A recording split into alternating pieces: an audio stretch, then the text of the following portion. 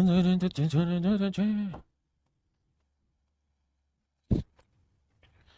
प्यारे बच्चों, आप सभी को नमस्कार। क्या हाल है आप सभी के? विशाल कुमार केसरी, सौरभ साकेत, मुकेश कुमार, राजा कश्यप, जीतू मीना, सौरभ साकेत, विशाल कुमार केसरी, दीपक सिंह, सर्वेश प्रजापति। मेरे प्यारे बच्चों, आप सभी को नमस्कार। आप सभी का स्वागत है इस क्लास में। आइए आइए मेरे बच्चे, बहुत ही खूबसूरत सवाल है। कह रहा जी एक बेलन है,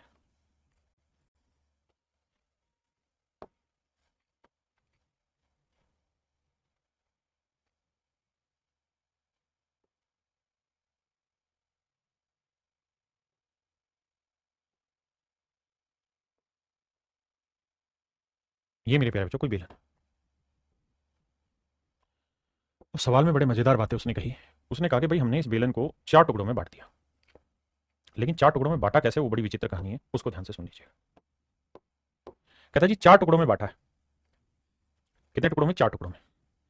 एक टुकड़ा तो ये है कि बीचों बीच यहां से काट दिया हमने, ठीक है। तो मेरे प्यारे बच्चों, रेडियस देखिए सवाल ने कितनी, 7 सेंटीमीटर, हाइट देखिए 21 सेंटीमीटर। रेडियस 7 सेंटीमीटर है और हाइट मेरे बच्चे 21 सेंटीमीटर।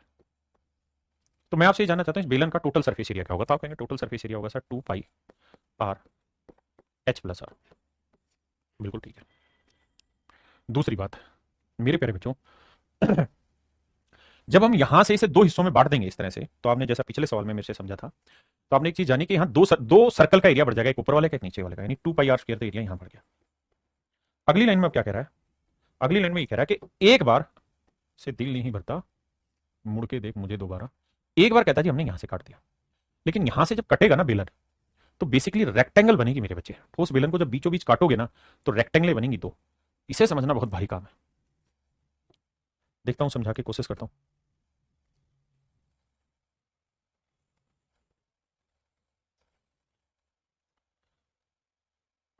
कैसे बनाऊं मैं?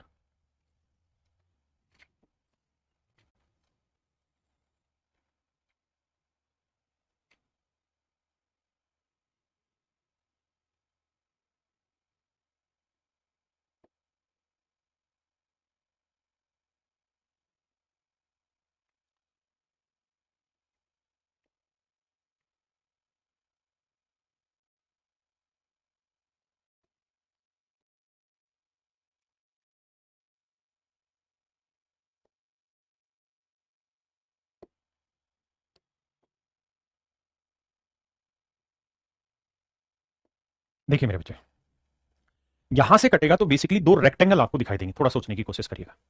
क्या दिखाई देंगे मेरे बच्चे? 2 रेक्टेंगल दिखाई देंगे। समझाने की कोशिश करूं तो बाबू ऐसे समझिए, ये कोई बेलन है, ठीक है जी। इस बेलन की रेडियस है 7, तो इसका डायमीटर है 14 सेंटीमीटर। ध्यान देना, डायमीटर 14 सेंटीमीटर। अगर मैं यहां से इसको बीचों बीच ऐसे 2 टुकड़ों में काटता लेके आऊंगा तो ये ठोस है। अंदर से जब इसे खोलोगे, अंदर से जब इसे खोल के 2 टुकड़ों में निकालोगे, तो सामने आपको एक रेक्टेंगुलर फेस दिखाई दे रहा होगा मेरे बच्चे, है ना? मेरी बात समझ रहे हैं? कैसे दिखाई दे रहा होगा? रेक्टेंगुलर फेस दिखाई देने लग रहा होगा। और जितना इसका डायमीटर है उतनी ही बेसिकली रेक्टेंगल की चौड़ाई हो जाएगी। 2 रेक्टेंगल बनेंगी, एक इधर वाले टुकड़े की, एक इधर वाले टुकड़े की। हाँ है ना? मेरी बात समझे कि नहीं? तो बाबू अब इनका देखे तो इसका 2 पाई r² हो गया और उसका हो गया कितना, डायमीटर हो गया 2r और हाइट हो गई h। तो इस रेक्टेंगल के एरिया इतना, तो एक रेक्टेंगल के एरिया होगा 2r इंटू एच। और ऐसी कितनी रेक्टेंगल बनेंगी? 2, तो इंटू 2। अब बच्चे क्या कॉमन आ रहा है? तो आप कहेंगे सर 2 कॉमन आ रहा है, पाई कॉमन आ रहा है। पाई तो कॉमन ही नहीं आ रहा सर, तो 2 कॉमन आ रहा है, आर कॉमन आ रहा है। बस यहाँ से 2r कॉमन गया तो पाई आर बचा, और यहाँ से 2r कॉमन गया तो 2h बचा। तो इतना चेंज आ जाएगा मेरे बच्चे, 2r pi are plus 2h। इतना मेरे नन्हे मुन्ने प्यारे बच्चों चेंज आ जाएगा। इंटू 100 कर देंगे, ये हमारी कैलकुलेशन। यानी वॉल्यूम इतना घट या बढ़ जाएगा ना, इसका टोटल सर्फेस एरिया माफ करें, इतना बढ़ गया घट जाएगा। कैलकुलेट करते हैं, 2r से 2r गया, बिल्कुल ठीक है। मेरे बच्चे पाई की वैल्यू 22/7, आर की वैल्यू है 7, टू एच की वैल्यू है 21। या 22 और या 21 दूनी 42, 2 2 4 4 2 6। ये वैल्यू है मेरे प्यारे बच्चों 64। यहाँ एच की वैल्यू है मेरे बच्चे कितनी? 21 और आर की वैल्यू है 7, 28, 7 चौक 28, 22 चौक 88, गुना करेंगे 100। देखिए मेरे भाई, 8 8 64, 8 11 88। 8/11 का परसेंटेज निकालेंगे तो 1/11 होता है 9 सही, तो यह आएगा 72 सही। 8/11% टोटल सर्फेस एरिया मेरे नन्हे मुन्ने प्यारे बच्चों क्या होगा? इंक्रीज हो जाएगा। 72 सही, 8/11%। और यही उसने सवाल में पूछा था, तो एक ही ऑप्शन है सी, यानी 72 is to 8/11, यानी 72 is to 72.72% मेरे नन्हे मुन्ने प्यारे बच्चों मेरा राइट आंसर होगा। एक भाई कह रहा है 2RH कैसे हुआ? भैया ये रेक्टेंगल बनी ना, तो रेक्टेंगल का ये लेंथ, ये ब्रेड्थ हो गई, ये 2R है, और ये हाइट हो गई। हाइट कितनी है? H। तो रेक्टेंगल के एरिया क्या होता है? लेंथ इंटू ब्रेड्थ, तो H into 2R। H into 2R, ये तो हो गया रेक्टेंगल के एरिया, और ऐसी दो रेक्टेंगल बनेगी तो इंटू 2 करेंगे मेरे बच्चे। ये मेरे प्यारे बच्चों मेरा आंसर।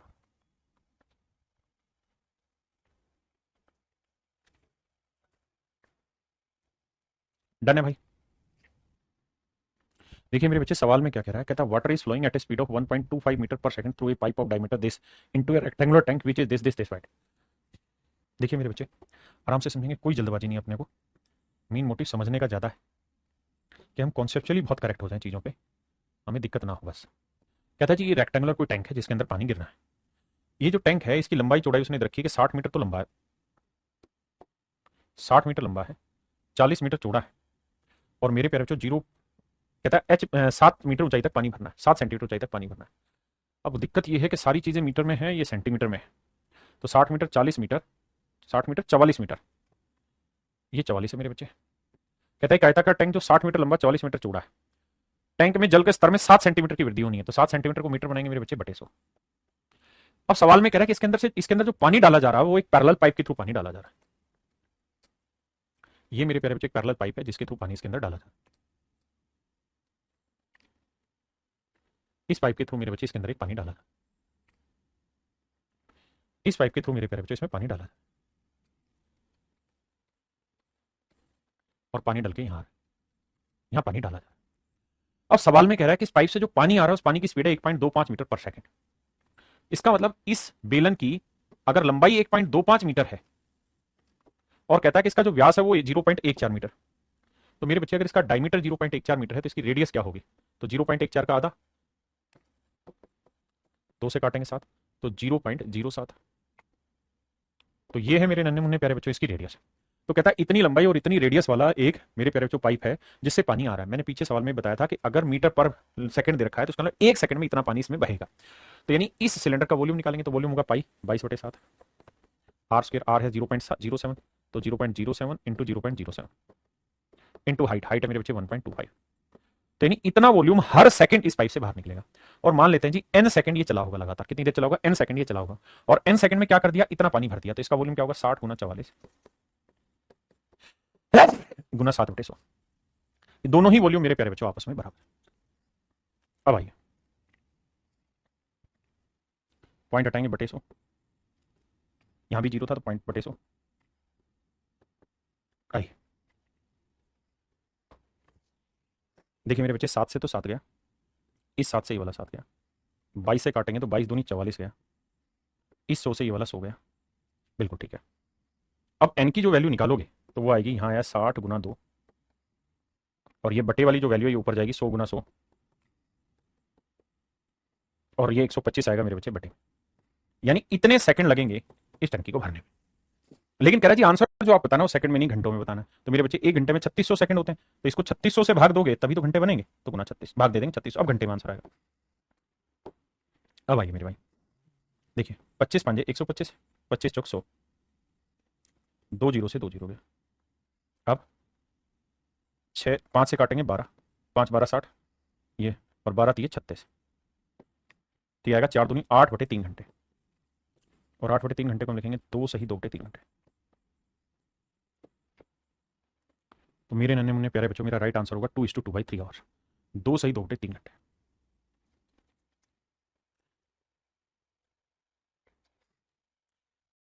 चलिए अब हम सीखने जा रहे हैं होलो सिलेंडर, खोखला बेलन। मेरे प्यारे बच्चों क्या सीखने जा रहे हैं? खोखला बेलन। क्या होता है बाबू खोखला बेलन? ध्यान से देखिएगा। खोखला बेलन क्या होता है? खोखला बेलन होता है जो ऊपर और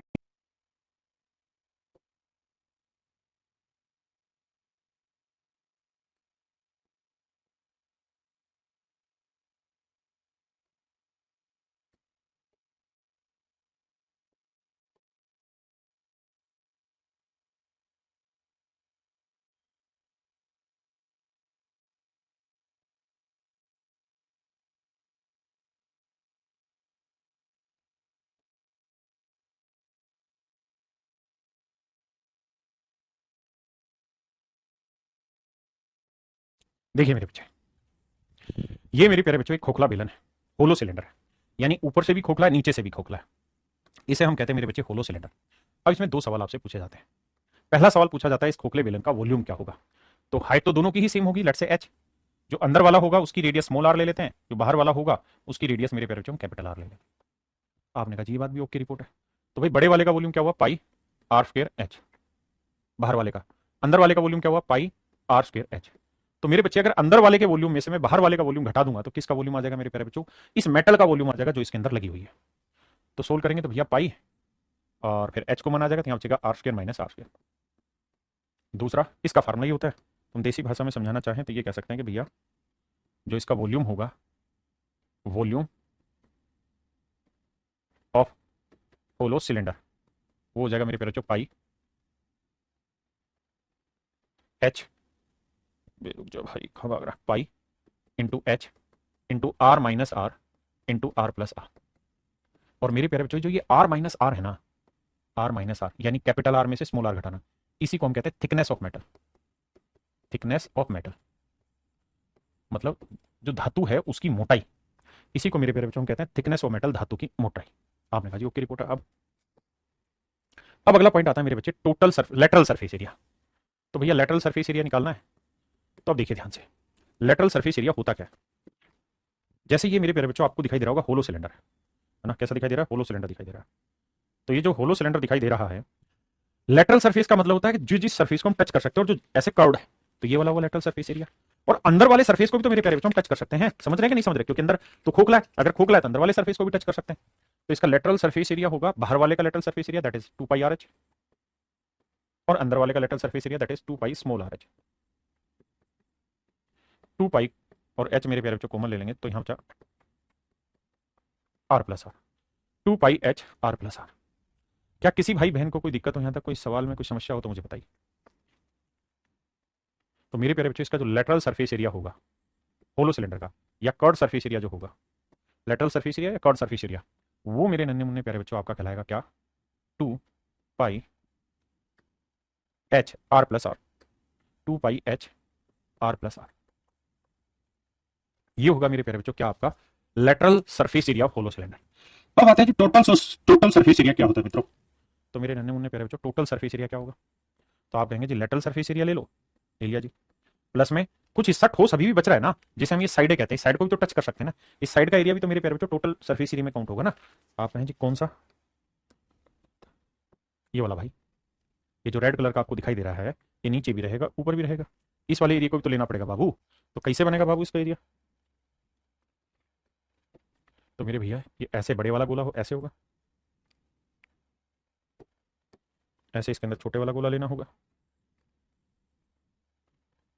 ये छोटे वाला गोला होगा। तो ये वो एरिया होगा जिसे हम टच कर रहे हैं यहाँ पे मेरे बच्चे, इस वाले हिस्से का। अब इसका कैसे निकालें बाबू, तो ये है स्मॉल आर, ये है मेरे प्यारे बच्चों कैपिटल आर।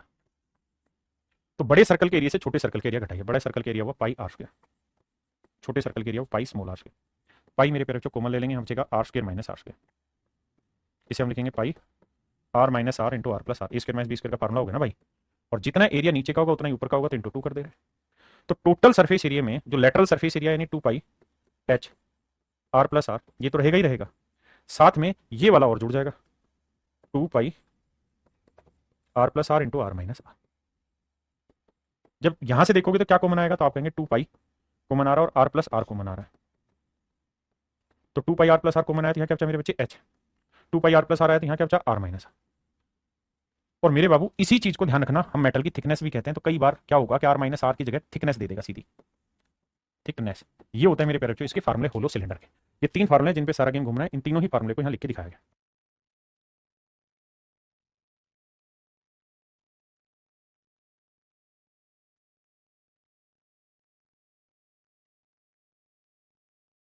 आइए मेरे बाबू सवाल में क्या कहत बानी, कहता है एक बेलनाकार पाइप की धातु का आयतन 748 क्यूबिक सेंटीमीटर, पाइप की लंबाई इतनी है, इसकी बाहरी त्रिज्या इतनी है, तो इसकी मोटाई याद करिए। मोटाई का मतलब हुआ मेरे बच्चे थिकनेस, यानी मेरे बच्चे बताइए आयतन क्या होता है खोखले बेलन का। तो आप कहेंगे सर खोखले बेलन का आयतन ये वाला है, खोखले बेलन का आयतन होगा pi into H R minus are into are plus are. तो pi into H R minus are into are plus R. अब मेरे प्यारे बच्चों ये बताओ पाई की वैल्यू क्या है, तो सर 22/7। एच की वैल्यू क्या है मेरे प्यारे बच्चों? तो आप कहेंगे जी एच की वैल्यू तो दे रखी सवाल ने शायद।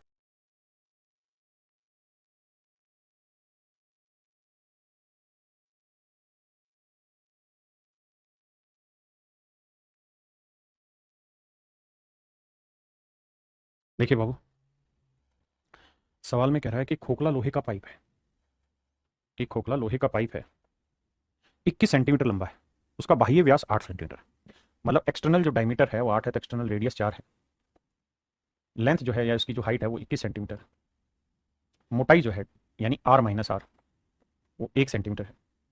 और सवाल में कह रहा है कि भाई लोहे का जो भार है वो 1 क्यूबिक सेंटीमीटर का 8 ग्राम है, यानी वॉल्यूम का वेट दे दिया। तो कहता है इस पाइप का वजन ज्ञात करिए। तो मेरे प्यारे बच्चों सबसे पहले उस खोखले पाइप का हमें क्या निकालना होगा? वॉल्यूम। तो खोखले पाइप का जो वॉल्यूम होगा वो होगा पाई एच, माफ करना, pi H into are minus are into are plus I. आपने कहा जी ठीक है। अब मेरे प्यारे प्यारे बच्चों एक तो बात बताइएगा ना, पाई का वैल्यू है 22/7, बिल्कुल ठीक है जी। एच की वैल्यू है मेरे बच्चे कितनी? 21 सेंटीमीटर। आर माइनस आर दे रखा है 1 सेंटीमीटर, यानी मेटल की थिकनेस। अगर मेटल की थिकनेस 1 है और कैपिटल आर 4 है तो स्मॉल आर कितनी रही होगी? 3। तो 4 में 3 जोड़ा ये आया 7। ये आया मेरे प्यारे बच्चों मेटल का वॉल्यूम। अब सवाल में हमको कह रहा है कि भैया 1 क्यूबिक सेंटीमीटर मेटल का जो वजन है वो 8 ग्राम है। तो इतने क्यूबिक सेंटीमीटर मेटल का वजन कितना होगा? गुना 8। ये आया वजन ग्राम में, हमको कहाँ चाहिए भैया? किलोग्राम में। तो 1 किलो में कितने ग्राम होते हैं? 1000। This is the my dear student basic calculation. 7 से 7 काटा, ठीक है जी। अब हमको भैया जी इसका वैल्यू चाहिए।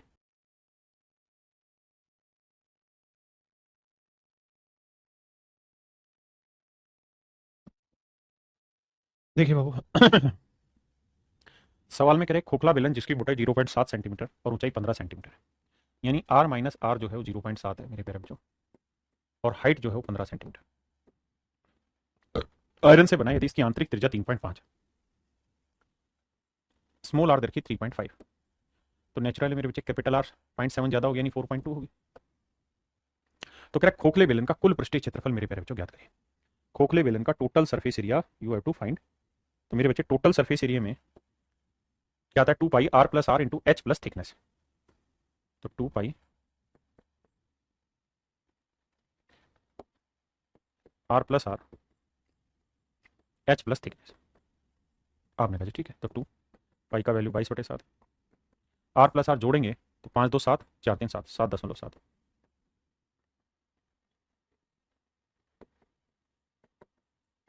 H plus r 15, h plus thickness 15 में 0.7 जोड़ा तो मेरे बच्चे 15.7। ये होगा मेरे बच्चे इसका टोटल सरफेस एरिया। आइए भाई कैलकुलेट करते हैं। डेसिमल हटा दो, 0.10, 7 से काटा 11, ठीक है भैया। अब बाबू यूनिट डिजिट पकड़ते हैं, लेकिन दो सारी जगह आ रहा है, 7 एकम 7, 7 दूनी 14, 4 दूनी, अरे वाह मजा आ गया। आप कैसे मजा कैसे आ गया आपको बताओ? इसलिए मजा आ गया कि यूनिट डिजिट देखो, 2 दूनी 4, 4 एकम 4, 4 7 28, यानी जो भी मेरा आंसर होगा उसका इकाई अंक 8 होगा, और बटे में 2 जीरो है तो डेसिमल के बाद 2 अंक होंगे और 8 इकाई अंक होंगे। तो 8 इकाई अंक मेरे प्यारे बच्चों मेरा केवल और केवल ऑप्शन सी में। तो इस वजह से ऑप्शन सी मेरा डायरेक्ट आंसर आ गया, otherwise I have to calculate very fast.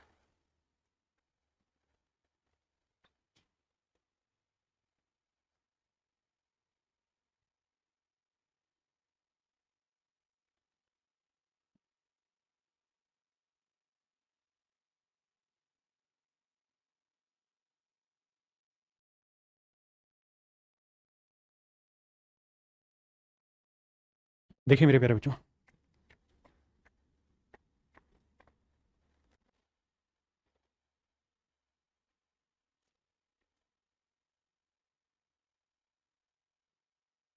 पहले धातु का एक खोखला बेलन बनाया गया, बेलन के बाह्य और आंतरिक वक्र पृष्ठीय क्षेत्रफल के मध्य 3 सेंटीमीटर का अंतर है।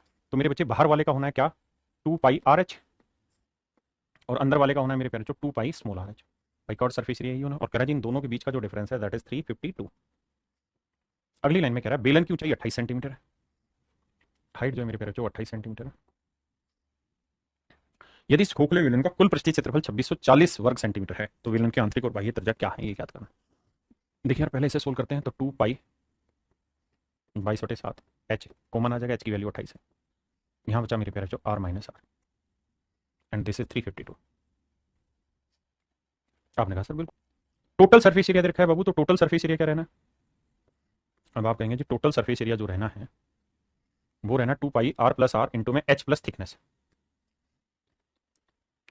2 पाई आर इनटू में h प्लस थिकनेस, थिकनेस माने r माइनस r, ये होगा मेरे प्यारे बच्चों टोटल सरफेस एरिया। कह रहे धातु का एक खोखला बेलन बनाया गया, बेलन के बाह्य और आंतरिक वक्र पर क्षेत्रफल के मध्य 352 और सेंटीमीटर का अंतर है। Then what are the inner and outer radius. देखिए मेरे बच्चे आइए सोल्व करते हैं। ये देखा मेरे प्यारे बच्चों 2640।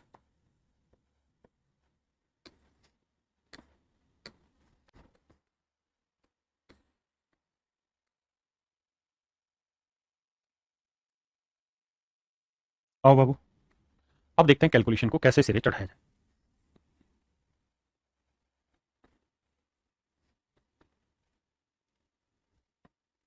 देखिए भाई 7 से काटेंगे 4 आया, 11 दूनी 22 आया, 11 तीय 33, 11 दूनी 22, 4 दूनी 8, 8 दूनी 16, 16 दूनी 32, यानी मेरे प्यारे बच्चों आर माइनस आर की वैल्यू आई। तो आपने कहा जी ठीक है। अब ऑप्शन से जा नहीं सकते क्योंकि सारे ही ऑप्शन में 2 था।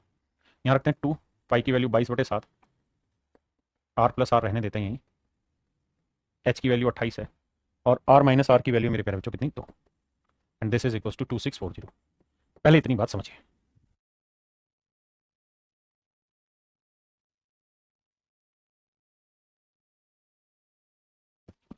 अब बाबू कैलकुलेशन बैठाते, तो देखिए यार 22 से कट ही रहा है तो काटते हैं। 22 से कम 22, 22 दूनी 22 से कम 22, 4 22 दूनी 44, जीरो। 2 से काटा मेरे भाई 60, यहाँ आया आर प्लस आर, 28 और 2 30 बटा 7 बराबर 60, 30 दूनी 60, तो मेरे प्यारे बच्चों आर प्लस आर की वैल्यू आ गई 14। अब आर प्लस आर 14 है, आर माइनस आर 2 है, तो यहाँ से सोल्व करोगे तो आर की वैल्यू आ जाएगी 14 और 2 16 का आधा 8 और स्मॉल आर की वैल्यू 6। ये तो था मेरे प्यारे बच्चों इस सवाल को डिटेल करने का तरीका। बाकी ये सवाल है पेपर का, तो पेपर में इसे कैसे अटेम्प्ट करते हैं। तो मेरे प्यारे बच्चों पेपर में हमें ये देखना था कि दोनों रेडियस सवाल ने दे रखी है, यहाँ पे भी दोनों का डिफरेंस 2 है, यहाँ पे भी डिफरेंस 2 है, यहाँ पे भी डिफरेंस 2 है, यहाँ पे भी डिफरेंस 2 है।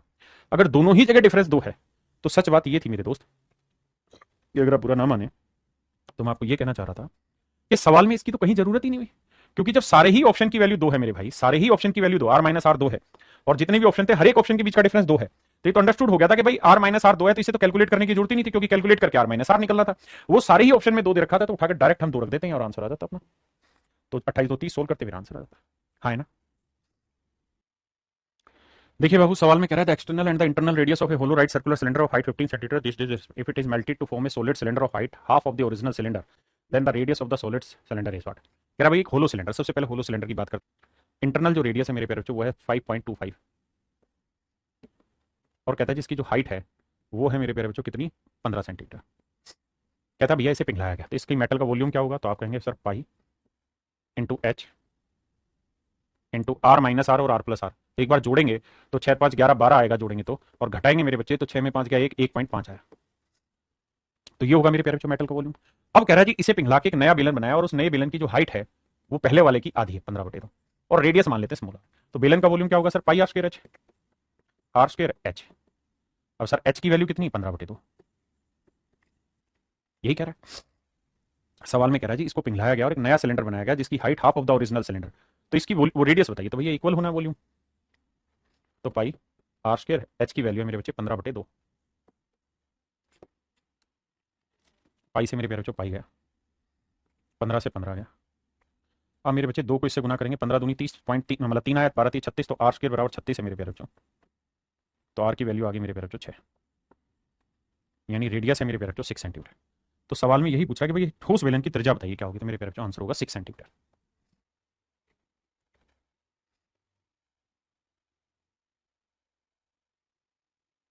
करिए मेरे प्यारे बच्चों, बहुत ही खूबसूरत सवालों में से एक सवाल है।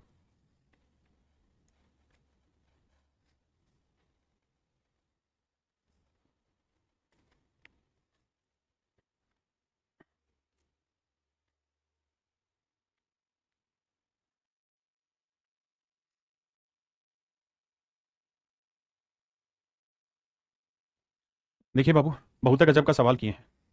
कहता है 6 मीटर गहरा एक कुआं खोदा गया और उस कुएं से मिट्टी निकाली गई। देखिए मेरे नन्हे मुन्ने प्यारे बच्चों बहुत ही बढ़िया सवाल है। कह रहा है जी कुआं खोदा गया है, बहुत गहरा कुआं है भैया,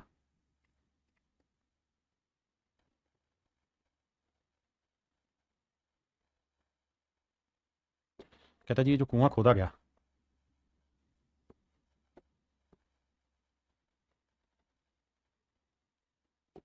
इस कुएं से मिट्टी निकाली गई, कहता है जी इस कुएं से मिट्टी निकाली गई। तो जो ये कुआं है 6 मीटर गहरा है, 6 मीटर गहरा ये कुआं है, जिसकी आंतरिक त्रिज्या 3 सेंटीमीटर, रेडियस है 3 सेंटीमीटर। तो कहता है इसे खोदा, पाई आर स्क्वायर एच, आर यानी 3 का वर्ग 9 और हाइट हो गई एच, इतनी वॉल्यूम जितनी मिट्टी से निकाली गई। अब भैया जी 3 मीटर था, तो ये 3 मीटर, और बाहर वाले की चौड़ाई 2 है, तो बाहर वाले की रेडियस है 5 मीटर। अब इस खोखले बेलन का जो वॉल्यूम होगा, यानी इस खोखले बेलन में जितनी मिट्टी आएगी, जो उसका वॉल्यूम होगा, उतनी ही मिट्टी तो इस कुएं से बाहर निकली होगी। आपने कहा जी हाँ। तो मेरे प्यारे, जो खोखले बेलन का जो वॉल्यूम आएगा वो कितना निकल के आएगा sir? Pi into h, h हम मान लेते हैं एच मीटर ऊंचा गया होगा, into are plus are, into में आर माइनस आर। देखिए भैया पाई से पाई गया, ठीक है जी। और इसकी हाइट कितनी रखी थी मेरे बच्चे? बेलन की 6, तो 9 6 54, 9 गुना 6 रहने देते हैं, एच ही रहने देते हैं। अगर आर प्लस आर करें तो 5 और 3 कितना है मेरे बच्चे? 8, और आर माइनस आर करें तो 5 में 3 गया 2, मेरे बच्चे 27/8 निकल के आएगी। तो 8 या 24, 3 सही 3, यानी इतनी ऊंचाई तक इसमें मिट्टी डलेगी, इतनी ऊंचाई तक मेरे प्यारे बच्चों इसमें मिट्टी डलेगी। ये हमें समझना होगा सवाल को बढ़िया से।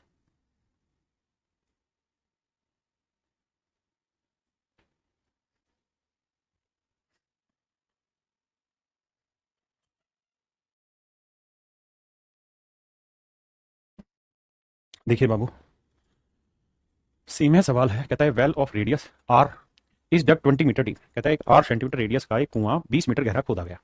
बाहर निकाली गई मिट्टी चबूतरा बनाने के लिए इसके चारों ओर फैला दी गई, जो 1 मीटर की चौड़ाई में फैली हुई है।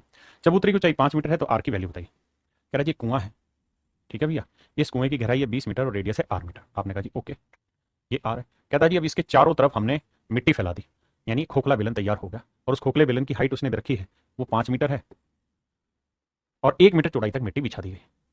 तो कहता है कि इसकी रेडियस क्या होगी? तो मेरे प्यारे, जो कुएं से निकली हुई मिट्टी कितनी है? तो आप कहेंगे पाई आर स्क्वायर इंटू एच, और यही मिट्टी ये वॉल्यूम क्रिएट करेगी मेरे प्यारे बच्चों।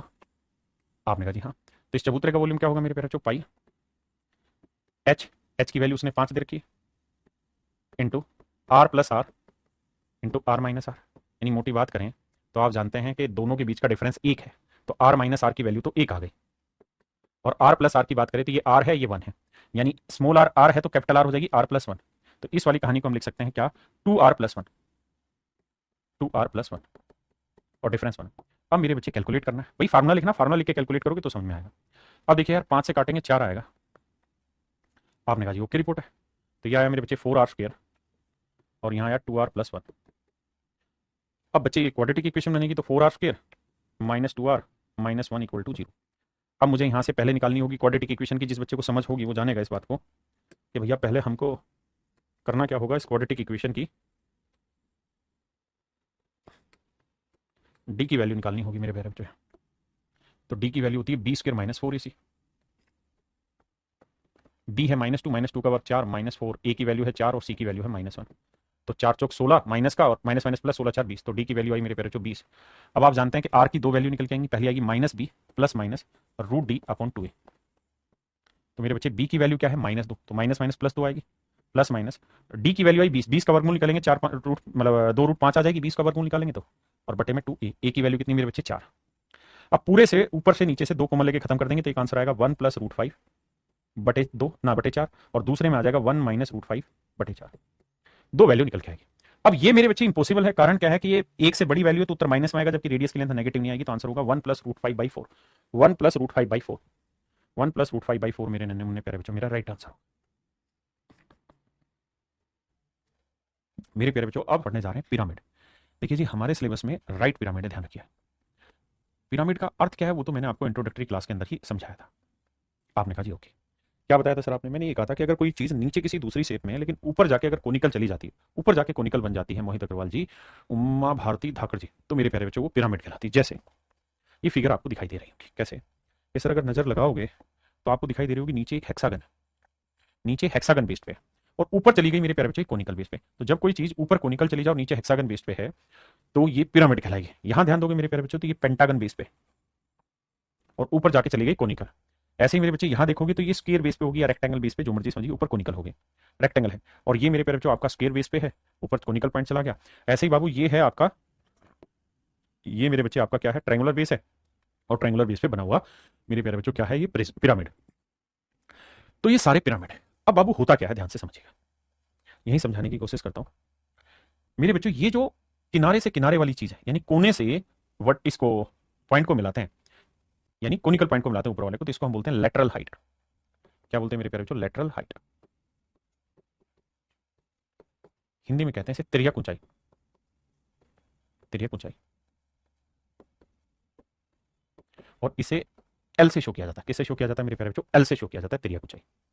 हाँ जी, आप मुझे बताना ये सही बता रहा हूं कि गलत बता रहा हूं, जल्दी से बताइए। ये तिर्यक ऊंचाई होगी या तिर्यक किनारा होगा? आप कहेंगे सर ये तिर्यक किनारा होगा। क्यों? क्योंकि यह कोने से जो जाने लग रहा है वो किनारा कहलाएगा बाबू। ये वाली जो भुजा है मेरे बच्चे, ये तिर्यक किनारा कहलाता है। क्या कहलाता है? तिर्यक किनारा कहलाता है। तो यहां हल्का सा चेंज करिएगा शब्दों को। This is called lateral edge, तिर्यक किनारा, तिर्यक किनारा। सर आप कंफ्यूज करने के लिए कहां बताया फिर? अब ये बताओ सर कि हाइट क्या होती है और लेटरल हाइट क्या होती है, इस कहानी को समझाओ। तो मेरे बच्चे सबसे पहले आप ये समझिए कि लेटरल एज क्या होता है, तिर्यक किनारा क्या होता है। ये वाला जो है ना, ये तिर्यक किनारा होगा जो इस वर्टेक्स से और यहां जा रहा है। ये मेरे प्यारे बच्चों तिर्यक किनारा होगा जो इस वर्टेक्स से टॉप को जाके मिल रहा है। ये तिर्यक किनारा होगा जो वर्टेक्स से टॉप को जाके मिल रहा है। ये तिर्यक किनारा होगा जो वर्टेक्स से टॉप को जाके मिल रहा है। ये सारे तिर्यक किनारे। तो सर फिर तिर्यक हाइट क्या होगी, वो यहां क्लियर कराने की कोशिश करूंगा।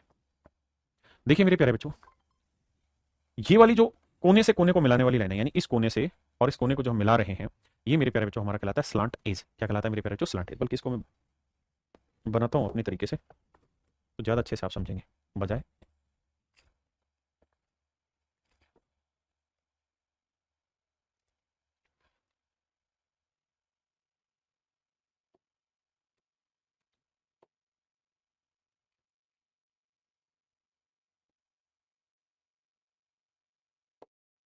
मैं घबराना नहीं, थोड़ा समय जरूर लूंगा पर आपको बढ़िया से बना के दूंगा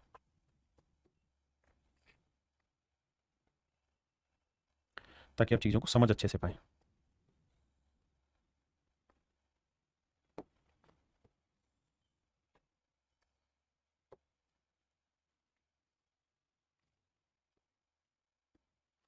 बेटा थोड़ा समय लगेगा, आप परेशान नहीं होना।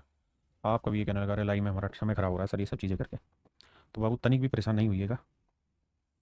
समय जिंदाबाद रहेगा, ये हमारी जिम्मेदारी। अब आइए मेरे बच्चे, कारण क्या होता है कि अगर समझ में नहीं आई ना वो चीज तो फिर मजा ही नहीं आएगा उतने पॉइंट का। अब देखिए आगे क्या क्या कह रहा था मैं। हाँ, अब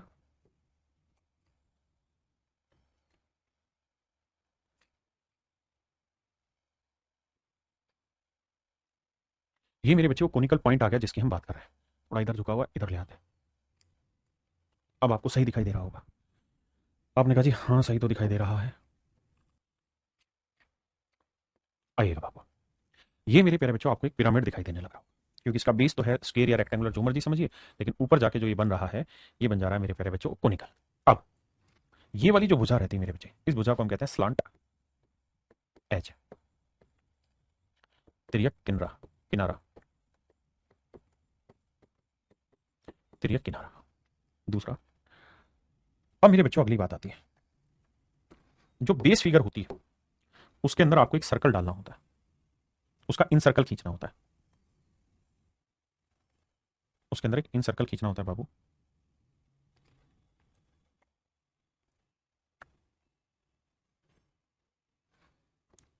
ये मेरे बाबू इसके अंदर मैंने एक सर्कल खींचा। ध्यान रखिएगा इस बात को कि हमारे यहां सिलेबस में जो भी पिरामिड बनेगा उसका बेस हमेशा ऐसा होना चाहिए जिसके अंदर एक इन सर्कल खींचा जा सके। और इन सर्कल का मतलब होता है जो सारी साइडों को टच करे, इस वाली को भी, इस वाली को भी, इस वाली को भी, इस वाली को भी। अगर मैं आपको कह दूं ना कि भाई कोई पिरामिड है और उसका बेस है क्या, रेक्टेंगल बेस है, रेक्टेंगल बेस है, तो इसका इन सर्कल खींच सकता है? नहीं खींच सकता, क्योंकि इसके अंदर देखो सर्कल खींचा तो इन साइडों को टच नहीं किया।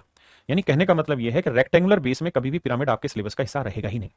हमेशा या तो स्क्वायर बनाएगा या ट्रायंगल बनाएगा, जिन जिनमें इन सर्कल बन सकता है, अंतःवृत्त बना जा सकता है, त्रिभुज में बन सकता है, वर्ग में बन सकता है, उसके बाद पंचभुज में बन सकता है, समषष्टभुज में बन सकता है, यानी उन्हीं फिगर में बनेगा जो जिसकी सारी भुजाएं बराबर हो।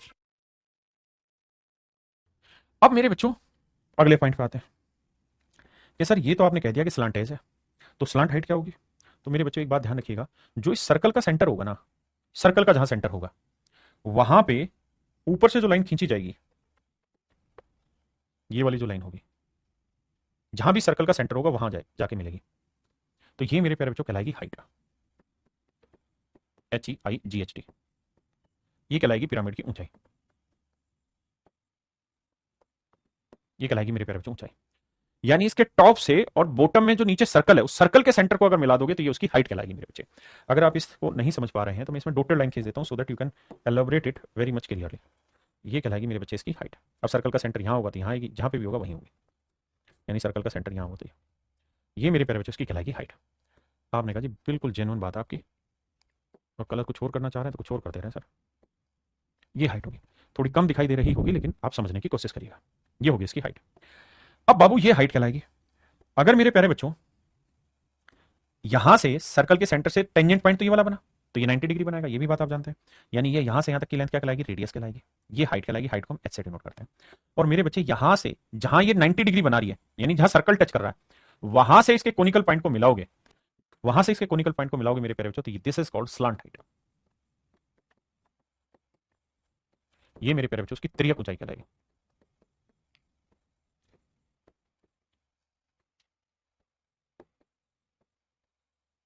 ये मेरे नन्हे मुन्ने प्यारे बच्चों आपकी तिर्यक ऊंचाई कहलाएगी।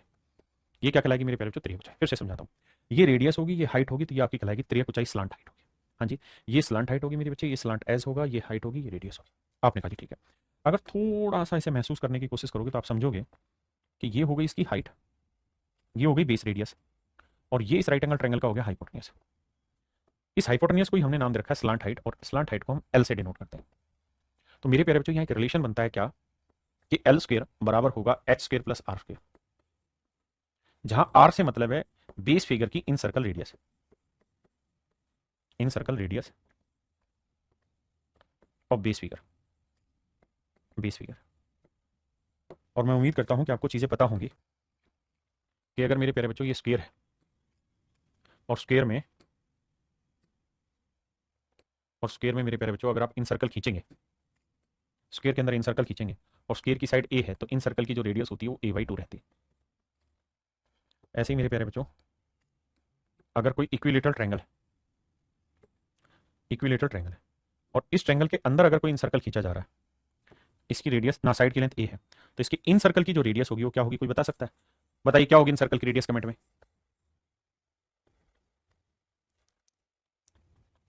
तो आपका जवाब होना चाहिए सर इन सर्कल की रेडियस होगी a/2√3। अगर मेरे बाबू कोई राइट एंगल ट्रायंगल दे रखी, यानी बेस में कोई राइट एंगल ट्रायंगल है, कोई समकोण त्रिभुज है, तो किसी समकोण त्रिभुज में जो इन सर्कल की रेडियस होती है, ये परपेंडिकुलर है, ये बेस है, ये हाइपोटेन्यूज है, तो मेरे बच्चे इन सर्कल की रेडियस होती है perpendicular plus base minus hypotenuse बटे 2, अगर बेस में राइट एंगल ट्रायंगल हो।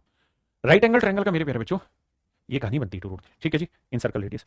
ऐसे ही मेरे प्यारे बच्चों अगर आपके पास कोई हेक्सागन बन रहा हो, बेस में एक हेक्सागन बन रहा हो,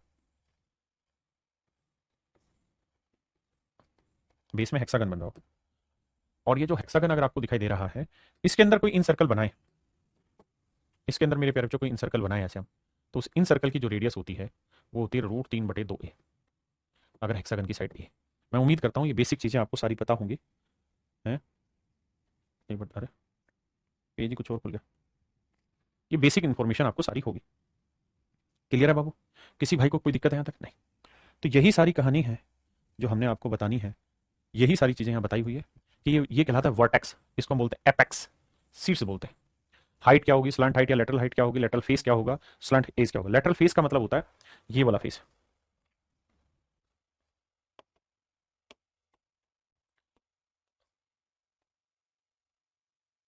ये वाला जो फेस मेरे बच्चे दिखाई दे रहा है आपको, ये कहलाता है lateral face. This is called lateral face, lateral face, तिरछा फलक।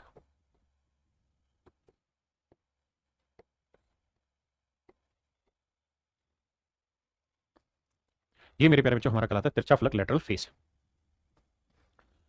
अब हम आगे बढ़ते हैं। जैसा मेरे प्यारे बच्चों ये फेस आपको दिखाई दे रहा है, ऐसे ही सामने होगा, ऐसे उधर होगा और ऐसे पीछे। तो अगर बेस में स्क्वायर है तो ऐसे 4 फेस बनेगा, बेस में ट्रायंगल है तो 3 फेस बनेगा, हेक्सागन है तो ऐसे 6 फेस बनेंगे। अब मेरे बच्चों इससे आगे की कहानी पढ़ना शुरू करते हैं कि किसी भी पिरामिड का वॉल्यूम क्या होगा। तो मेरे प्यारे बच्चों किसी भी पिरामिड के वॉल्यूम का फार्मूला होगा 1/3 into base area into height, यानी 1/3 गुना आधार क्षेत्रफल गुना ऊंचाई। इसके पीछे एक लॉजिक है, उस लॉजिक को अगर आप ध्यान रखना चाहें तो सुन लीजिए, आगे आपको काम भी आना है सवालों में। कि अगर मान लीजिए कोई बेलन है मेरे प्यारे बच्चों,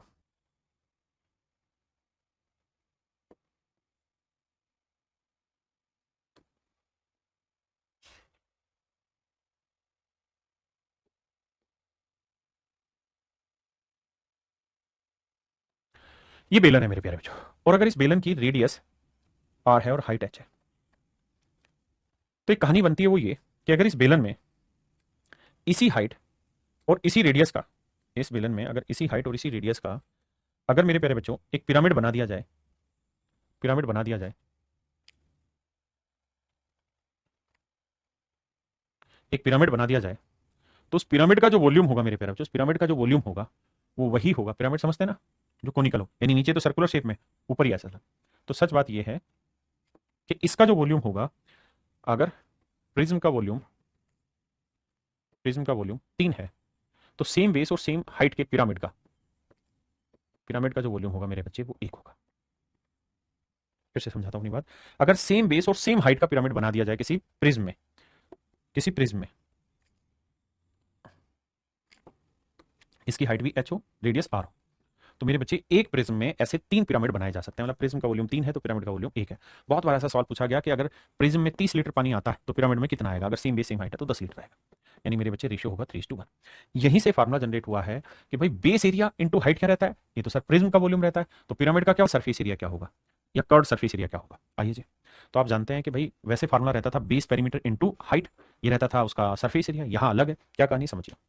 जैसे मेरे प्यारे बच्चों इससे पीछे वाली फिगर में आते हैं, यहां आते हैं। अगर मेरे बच्चे यहां मैं आपसे ये कहूं कि भाई इसके बेस में जो बना हुआ है वो एक वर्ग बना हुआ है, इसका बेस के अंदर एक वर्ग बना हुआ है, इसके बेस में एक वर्ग बना हुआ है, वर्ग की भुजा है ए। तो नेचुरल सी बात है मेरे प्यारे बच्चों कि इसके बेस में अगर वर्ग बना है तो ये इसकी रेडियस कहलाएगी, तो रेडियस होगी a/2।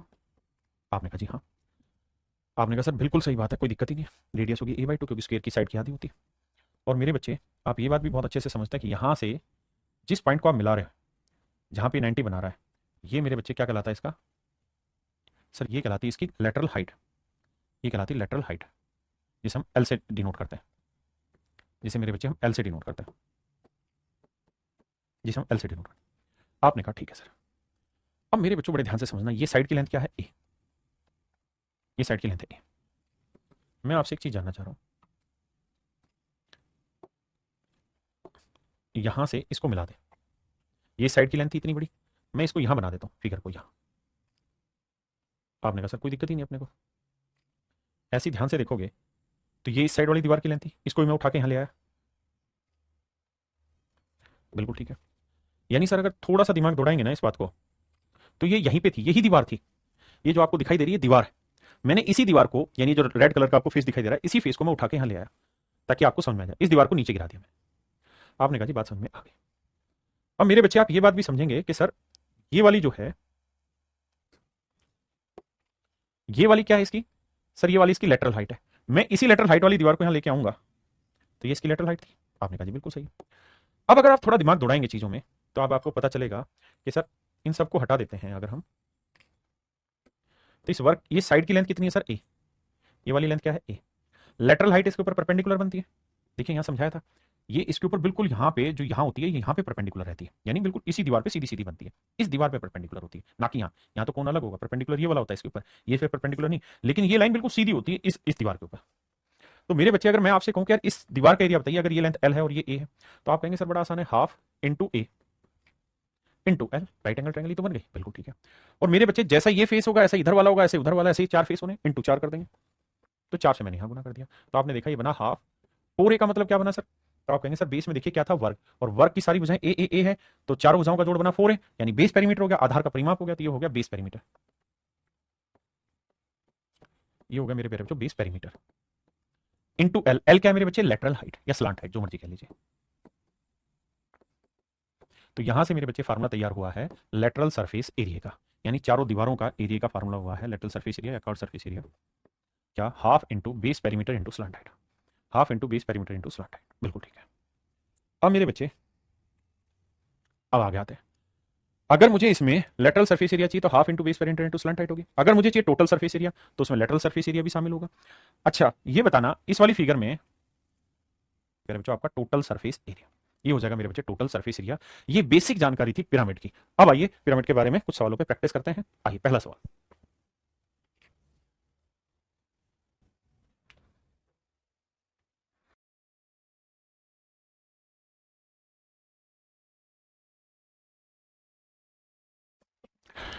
एक प्रिज्म और एक पिरामिड का आधार समान और ऊंचाई समान है। मेरे बच्चे ध्यान से देखना, सवाल में कह रहा है कि एक प्रिज्म है और एक मेरे बच्चे पिरामिड है, प्रिज्म और पिरामिड है, दोनों का बेस सेम है, सेम बेस है मेरे बच्चे और सेम हाइट है, तो कहता हूं कि वॉल्यूम का रेशियो क्या होगा। तो मेरे बच्चे अभी थोड़ी देर पहले बताया था कि प्रिज्म का वॉल्यूम 3 होगा तो पिरामिड का वॉल्यूम 1 होगा, और पहले प्रिज्म लिखा है फिर पिरामिड लिखा है, तो आंसर आएगा ऑप्शन बी, यानी इनके वॉल्यूम का रेशियो होगा 3:1।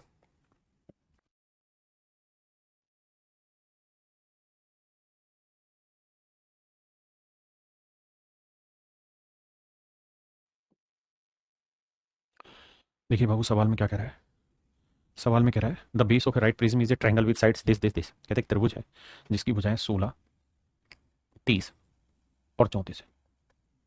तो मेरे बच्चे 8, 15, 17 ट्रिपलेट होता है। आपने कहा हाँ सर ये तो डबल है, मतलब ये समकोण त्रिभुज है, यानी इसका बेस जो है वो एक राइट एंगल ट्रायंगल बनाता है। कह रहा है जी इसकी हाइट है 32 सेंटीमीटर, लेटरल सरफेस एरिया बताना है और वॉल्यूम बताना है क्या क्या होगा। तो मेरे प्यारे बच्चों ये बताइए, लेटरल हाइट निकालनी होगी, उसका फार्मूला था h square plus r square, बिल्कुल ठीक है। और अगर ये राइट एंगल ट्रायंगल है समकोण त्रिभुज है तो इसके इन सर्कल की रेडियस थी perpendicular plus base minus hypotenuse बटे 2, बिल्कुल ठीक है। P plus b minus h, अब भाई 30 और 16 40, 40 में 34 गया मेरे बच्चे, आया 12, बिल्कुल ठीक है। 12 को मेरे बच्चे 2 से भाग दे दोगे, ये आया 6, तो इन सर्कल रेडियस आ गई मेरे प्यारे बच्चों 6, तो 6 का वर्ग। हाइट मेरे बच्चे इसने रखी है कितनी, and it's height is 32, height कह रहा है जी 32 है, तो मेरे प्यारे बच्चों हमें यहाँ से लेटरल हाइट निकालनी होगी।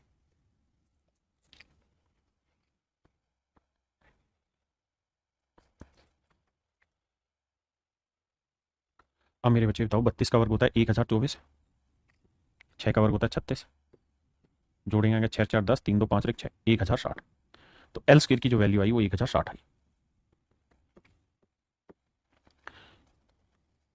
किसी भाई को कोई दिक्कत है, किसी भी भाई को यहाँ तक कोई दिक्कत हो, कोई ऐसा पॉइंट हो जो समझ नहीं आ रहा हो तो मुझे खुल के बताना ताकि मैं उसको एक्सप्लेन करूँ।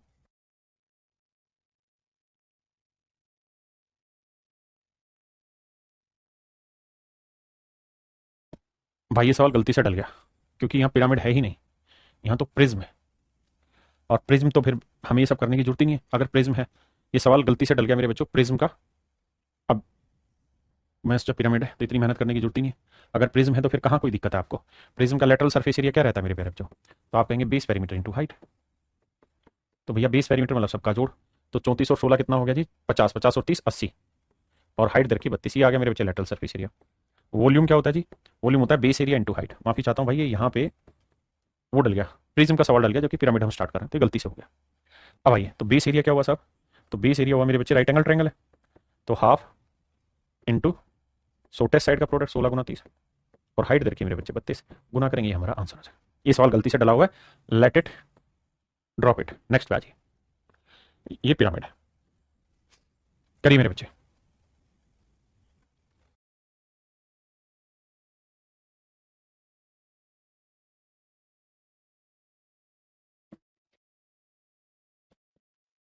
कहता है जी किसी पिरामिड का 6√3 सेंटीमीटर भुजा वाला एक समबाहु त्रिभुज है। तो मेरे प्यारे बच्चे एक इक्विलेटरल ट्रायंगल है, इक्विलेटरल ट्रायंगल की साइड है 6√3 सेंटीमीटर। आप जानते हैं इसकी इन सर्कल रेडियस होती है a/2√3, ए की वैल्यू 6√3 बटे 2√3, काटेंगे तो ये गया 2 से काटा 3, तो मेरे बच्चे इन सर्कल रेडियस आ गई 3। यदि इसकी त्रियक ऊंचाई 5 है यानी लेटरल हाइट 5 है तो आयतन याद करिए। मेरे बच्चे वॉल्यूम का फार्मूला होता है 1/3 into base area into height. अब समस्या ये है कि हमारे पास लेटरल हाइट है, तो एल स्क्वायर का फार्मूला होता है h square plus r square. अब लेटरल हाइट मेरे प्यारे बच्चों 5 है तो 5 का वर्ग, एच हमें निकालना है, आर की वैल्यू हमारे पास 16 होकर आ गई 3 का वर्ग। तो आप जानते हैं ट्रिपलेट होता है 3 4 5, तो हाइट की वैल्यू आ गई मेरे बच्चे 4, तो वॉल्यूम होगा, तो ए है यानी साइड की लेंथ है 6√3, तो √3/4 ए स्क्वायर यानी 6√3 का वर्ग, यानी 2 बार लिख देते हैं, और इंटू में हाइट, हाइट कितनी है मेरे बच्चे 4। अब बाबू कैलकुलेशन बैठाना है और कुछ नहीं करना है, 4 से 4 गया, 3 दूनी 6 आया। अब देखना यार √3 को √3 से क्या 3, 3 दूनी 6, 6 चिंग 36, तो वॉल्यूम जो आया मेरे बच्चे वो 36√3 आया। Option A is your right answer.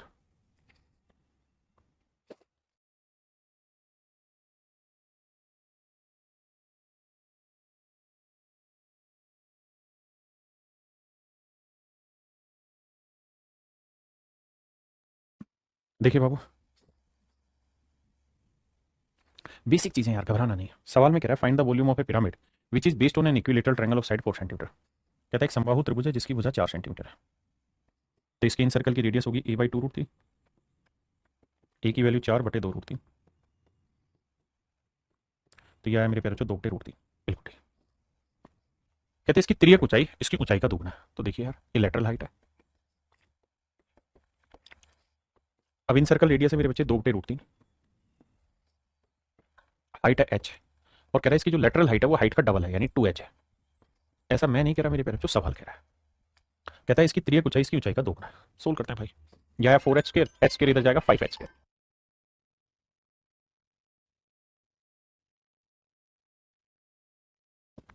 ये मैंने 4h², ये h² इधर जाएगा तो ये 3h² बचा, माफी चाहता हूँ भाई।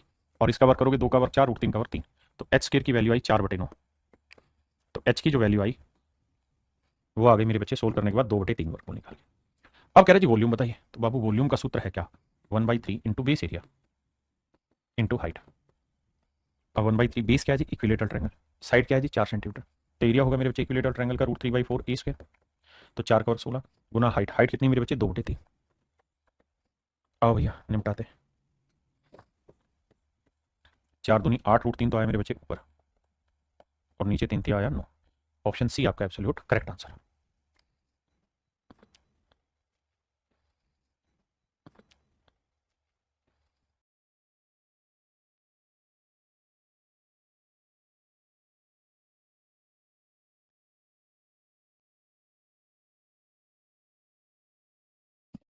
देखिए बाबू कहाँ का है पानी, सवाल में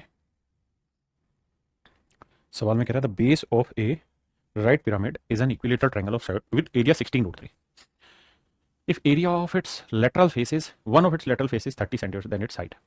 आओ मेरे प्यारे बच्चों, आपको मैंने पीछे एक चीज सिखाई है कि भाई किसी एक फेस का अगर आपको एरिया निकालना है तो वो था उसका area half into side base की इंटू में लेटरल हाइट।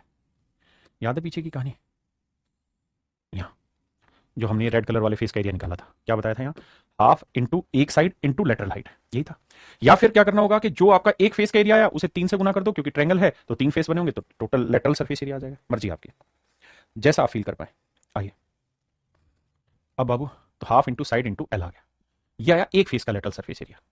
अब कह रहा है कि आधार एक समबाहु त्रिभुज है, तो समबाहु त्रिभुज का एरिया दिया हुआ हम साइड मान लेते हैं √3/4 a²। कह रहा है क्षेत्रफल है 16√3, √3 से √3 तो a² बराबर 64, तो a की वैल्यू 8, तो हाफ इंटू 8 इंटू एल। ये है मेरे प्यारे बच्चों एक फेस का एरिया, और एक फेस का एरिया जो दे रखा है वो उसने दे रखा है 30, 2 चौक 8, तो एल की वैल्यू आएगी 30/4 यानी 15/2। ये आएगी मेरे प्यारे बच्चों लेटरल सरफेस एरिया ना लेटरल हाइट। अगर आप फिर भी नहीं समझ रहे हैं तो आप ये बताइए कि बेस क्या है, ट्रायंगल है, तो उसके ऊपर कितने फेस बनेंगे, 3 दीवारें बनेंगे। एक दीवार का एरिया अगर 30 वर्ग सेंटीमीटर है तो तीनों दीवारों का कितना हो जाएगा 90, तो फिर लेटरल सरफेस एरिया लगा दो half into base perimeter, triangle का perimeter 3a into slant height, ये एल एस ए होगा, ये 90 होगा, तो कैलकुलेट करेंगे तो देखो वही आ जाएगा, है ना। अब कह रहा है जी हाइट निकाल के बताइए, तो बाबू ये बताइए एल² बराबर होता है h² + r²। अब मेरे बेटे अगर साइड की लेंथ 8 है तो इन सर्कल की रेडियस क्या होगी, a/2√3, 2 से काटेंगे 4, तो 4/√3 आई। तो इन सर्कल की जो रेडियस होगी मेरे प्यारे बच्चों वो 4/√3 आई। आपने कहा जी ठीक है 4/√3 आई।